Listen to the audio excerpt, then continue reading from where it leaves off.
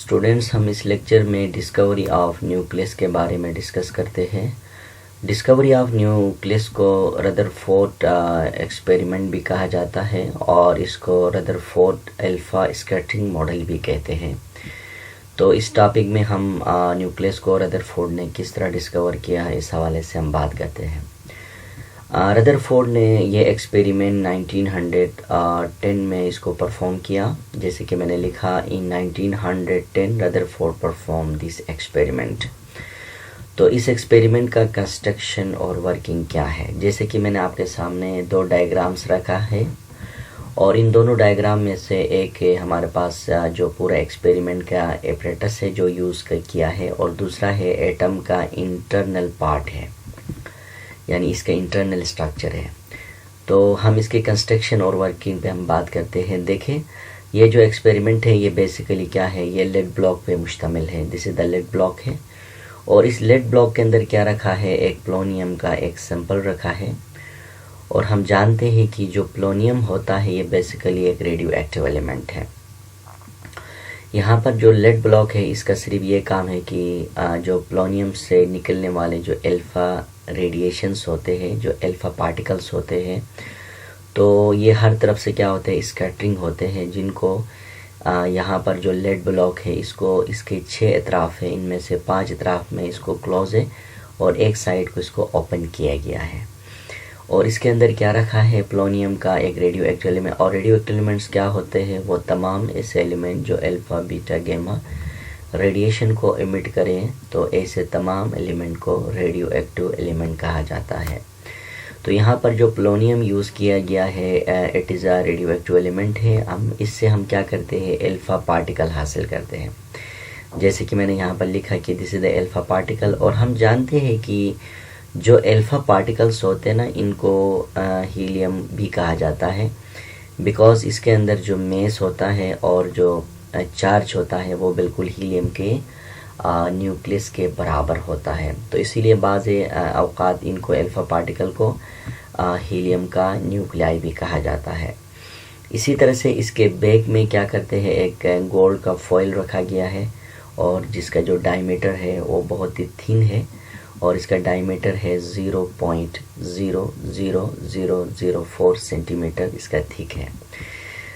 इसके पीछे बिल्कुल ही हमारे पास क्या है, एक फ्लोरेसेंस स्क्रीन है। जैसे कि इसमें बहुत पहले भी हमने वीडियोस में बात की है कि जो फ्लोरेसेंस स्क्रीन होता है ये बेसिकली जिंक सल्फाइड से बनाया जाता है और इसका काम सिर्फ और सिर्फ चार्ज पार्टिकल को डिटेक्ट करना है। और इसके पीछे एक माइक्रोस्कोप रखा है ताकि देखा जाए कि वो पार्टिकल किस तरह से आते हैं। और इसके बाद ये है इस एक्सपेरिमेंट का कंस्ट्रक्शन। अच्छा, इसके बाद हम क्या करते हैं कि ये एक्सपेरिमेंट जब स्टार्ट होता है तो जिसके नतीजे में इस एक्सपेरिमेंट के अंदर जो रदरफोर्ड है इसको 3 ऑब्जर्वेशंस होते हैं। तो पहला ऑब्जर्वेशन ये होता है कि जब अल्फ़ा पार्टिकल इस जो है ना थिन गोल्ड फॉइल के साथ जब टकराते हैं, जैसे कि मैंने लिखा, he bombarding alpha particles helium from the radioactive elements polonium and the thin metallic foil. जब यहाँ से अल्फ़ा पार्टिकल को हासिल करके ये जो गोल्ड का फॉइल या कोई भी मेटेलिक फॉइल पे जब हम टकराते हैं, स्ट्राइक करते हैं, बम्बार्डमेंट करते हैं, तो जिसके नतीजे में वो 3 ऑब्जर्वेशन देखता है। पहला ऑब्जर्वेशन में वो देखता है कि he observe that the most of the alpha particles pass unreflected. वो देखता है कि मेजॉरिटी ऑफ द पार्टिकल्स होते हैं वो बिल्कुल सीधे आगे जाते हैं। जैसे कि आप इसी नेक्स्ट जो सेकंड डायग्राम है आप इस पर गौर करें, आप इसके अंदर देखें मेजॉरिटी ऑफ द पार्टिकल्स ये है, मेजॉरिटी ऑफ द पार्टिकल बिल्कुल सीधा आगे जा रहे हैं, जिसको मैं नंबर 1 देता हूँ यहाँ पर, ये 1 हो गया। ये पहला ऑब्जर्वेशन रदरफोर्ड ने देखा। अब दूसरा ऑब्जर्वेशन में वो क्या देखता है कि few particles were deflected through the various angles. इसमें से जो कुछ पार्टिकल्स होते हैं वेरियस एंगल मतलब ग्रेटर टू 90 डिग्री एंगल में क्या होते हैं, डिफ्लेक्ट होते हैं। जैसे कि मैंने इसको 2 का नाम दिया। यहाँ पर फ्यू पार्टिकल्स देखें, यहाँ से आकर वो ऊपर की तरफ जाते हैं और ये पार्टिकल नीचे की तरफ जाते हैं। अच्छा, इसके बाद वो तीसरा ऑब्जर्वेशन में देखता है कि a very few of them, इससे भी बहुत ही कम particles were deflected in the backward direction in as shown figure. इन इससे भी ज़्यादा कम पार्टिकल क्या होते हैं, देखिए सीधा, ये थर्ड नंबर है, बहुत ही कम पार्टिकल बिल्कुल सीधे जाते हैं और जाने के बाद बिल्कुल पीछे क्या होते हैं, बैक होते हैं। तो इस एक्सपेरिमेंट के नतीजे में रदरफोर्ड ने क्या किया, 3 ऑब्जर्वेशन देखा, जिसमें से पहला observation majority of the particle pass होते हैं और इनमें से कुछ particles greater to the 90 degree angle में डिफ्लेक्ट होते हैं और कुछ पार्टिकल, बहुत ही कम पार्टिकल बैक होते हैं। अब इन तीनों ऑब्जर्वेशन को रदरफोर्ड ने सामने रखते हुए रदरफोर्ड ने 6 कंक्लूजन को यानी 6 कंक्लूजन को पेश किया।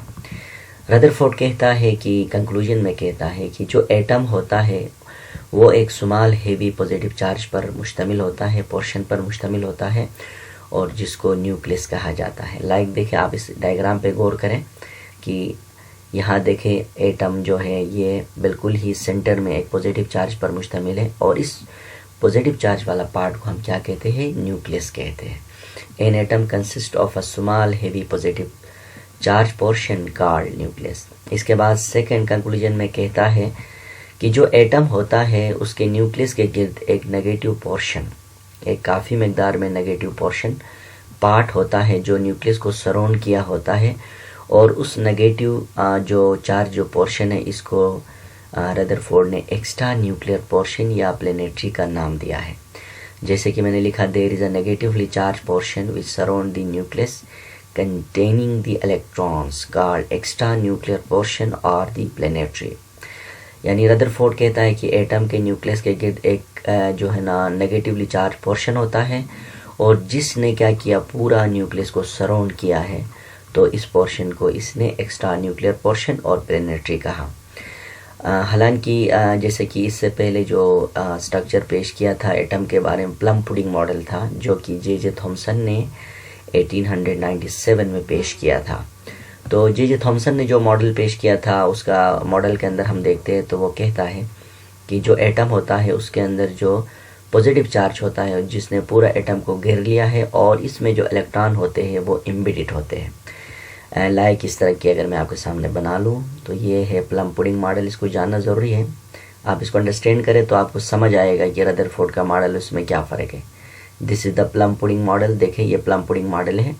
ये कहता है कि जो पॉजिटिव चार्ज होता है जिसने पूरा एटम को घेर लिया है और इसके ऊपर क्या है, electron image. This is the plum pudding model जिसको जे थॉमसन ने 1897 में प्रेजेंट किया था।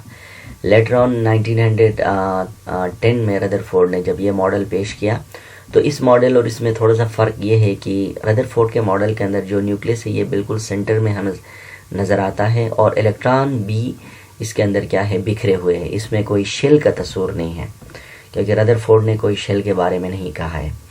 अच्छा, इसके बाद देखें कि आपने ये भी डिफ्रेंशिएट किया कि प्लम पुडिंग मॉडल में जो प्लस चार्ज है पूरे एटम को घेर लिया है और जबकि यहाँ पर जो प्लस चार्ज है बिल्कुल क्या है, सेंटर में, जिसको उसने न्यूक्लियस का नाम दिया।